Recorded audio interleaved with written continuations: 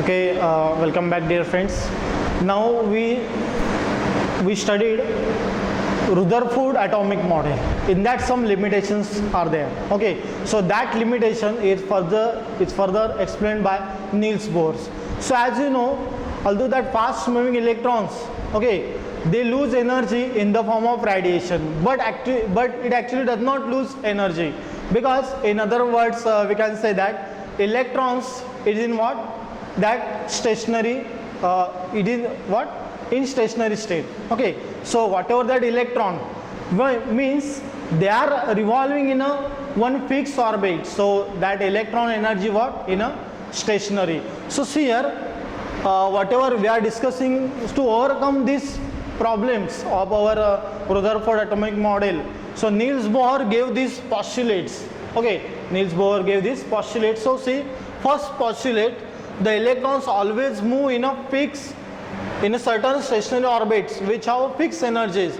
So these orbits are also called as shells or energy levels, and we designated as KL, M, and shell.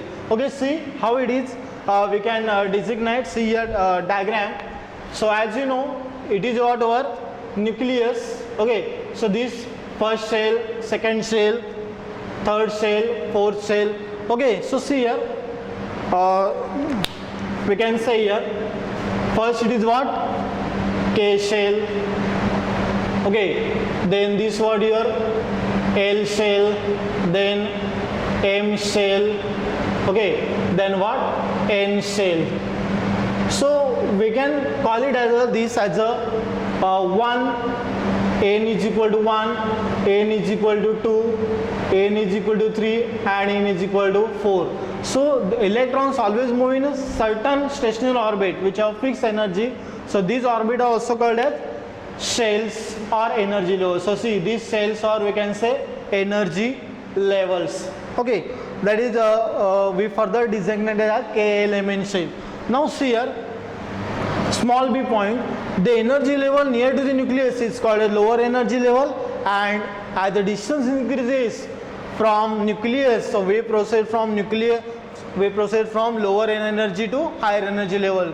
So these energy level with certain fixed energy is called as what, quantized energy level. So see how we can draw this quantized energy level also. So here how we can say that the energy levels are quantized, means see here energy levels are there. So see here nucleus, first, second, third, fourth. Okay, so here from nucleus to this first shell, so here what we call it as a here E1. Okay, so here what, E2, here what, E3. So like that energy levels are there.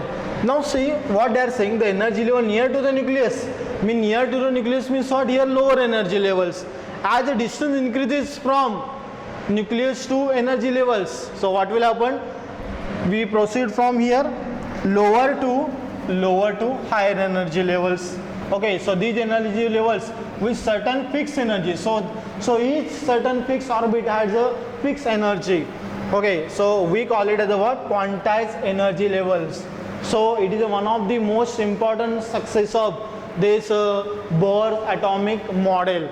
Okay, so see here, how can you on the basis of this diagram, whenever we have to calculate the energy difference between two successive energy levels. So see how can you do that energy levels. So see, delta E is equal to, so see, E2 minus E1, or you may write E3 minus E2, or you may write E final minus initial. So see, final minus initial means energy difference we have to calculate here for these shells, different shells, as from nucleus to this first shell means lower energy. So when nucleus to this energy level distance increases, so we call it as these are what, higher energy level, these are what, your lower energy level. So see what is your small c, third postulate, what they are saying, in a particular energy level an electron neither lose or gains energy, it's called a ground state of an electron. Okay, so whenever electron is in first shell, so we call it as a what, ground state. So see What we call that state? Ground state. Okay. Now see, fourth point, the gain or loss of energy takes place when an electron changes its energy level. Okay. So whenever gain or loss energy takes place, at that time only energy will change. Understood? Otherwise your energy remains constant for that particular cells or orbit. So when that energy will change, the gain or loss of energy takes place in an electron changes its energy level. Okay. When this, see here, when electron move from this cell to this cell, so energy will change. At that time gain or loss it will happen. Okay. So see next point, fifth point, when it jumps from lower energy level to higher energy level, it absorbs some energy. So it absorbs some energy means what? That electron, it is in your excited state. So what that electron, say when it jumps from lower energy to higher energy level, so it absorbs some energy. So when that electron will goes in excited state. Okay. So see here, 6 point, because excited state provide instability to the electron when it comes back to its ground state. Okay, and it gains stability. So see here, excited is what? Provide instability. So in our human being also, when it goes to excited state, what will happen? Instability will increase. Okay, so instability will increase. So what will happen? When it becomes stable, so when it come back to its ground state, so for gaining what? So it gains automatically stability. It gains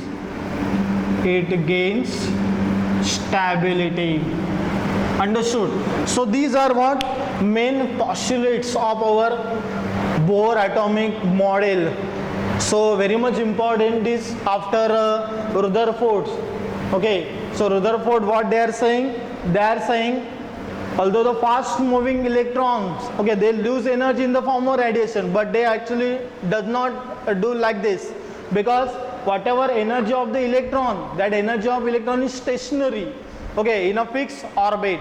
Whenever it jumps from, so say the gain or loss of energy takes place when an electron changes its energy level. Okay, so very much important is all these postulates of your Bohr atomic model. Now we will see here success of Bohr atomic model. So see, success of, here what we covered?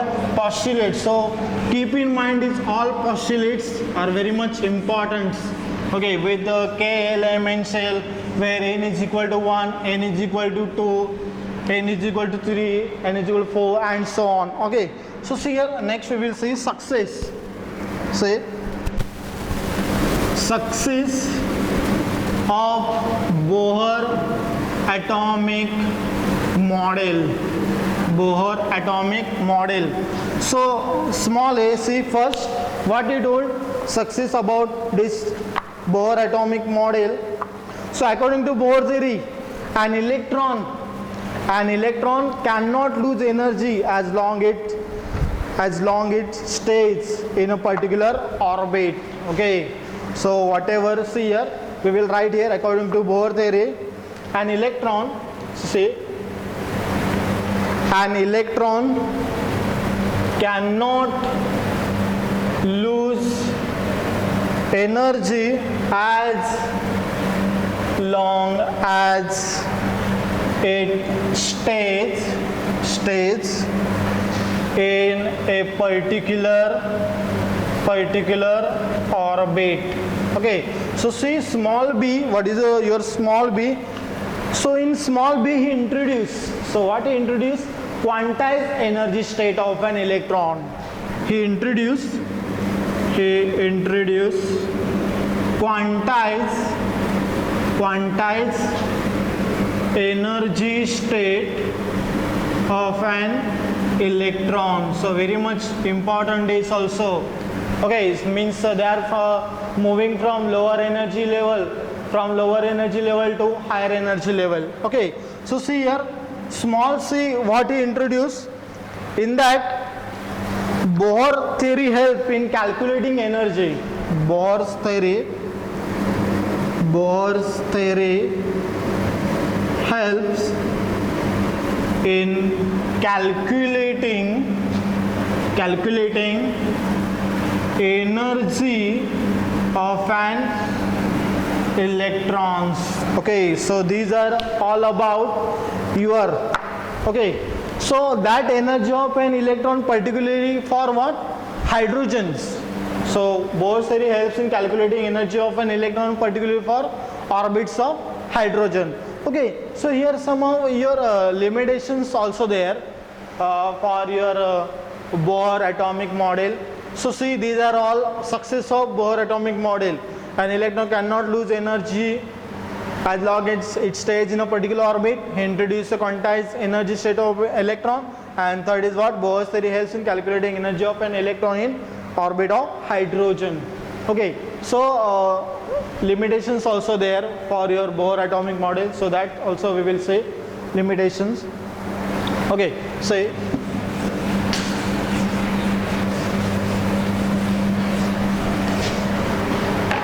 so here limitation point, limitations of Bohr's atomic model. Okay, so see, limitations is what? This Bohr model is only applicable to, say this, Bohr model is only applicable to hydrogen like spaces,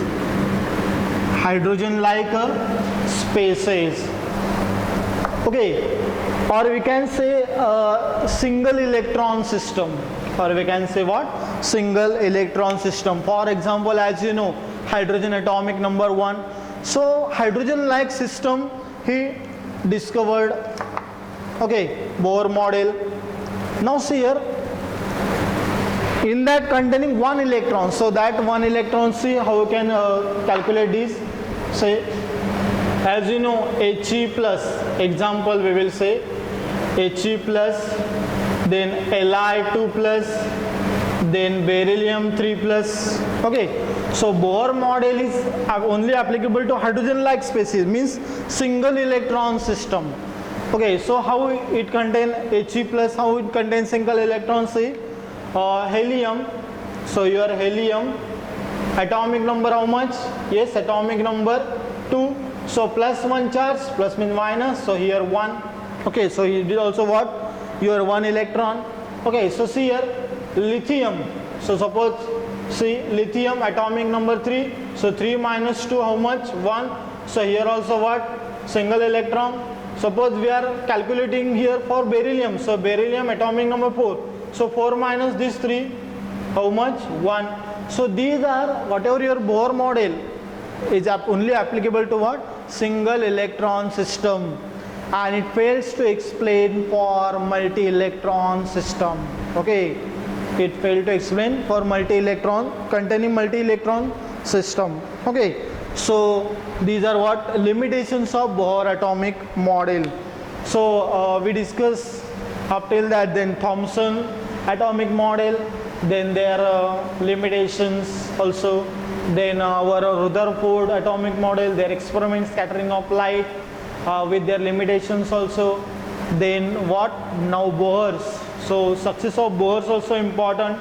Okay, now these are what? Limitations of Bohr atomic model. So whatever our next point, that is our atomic number. So as I gave in one video atomic numbers with their symbols, electronic configuration, okay, charges, valency. So that also we will see again in your next lecture. Thank you. So you revise all these.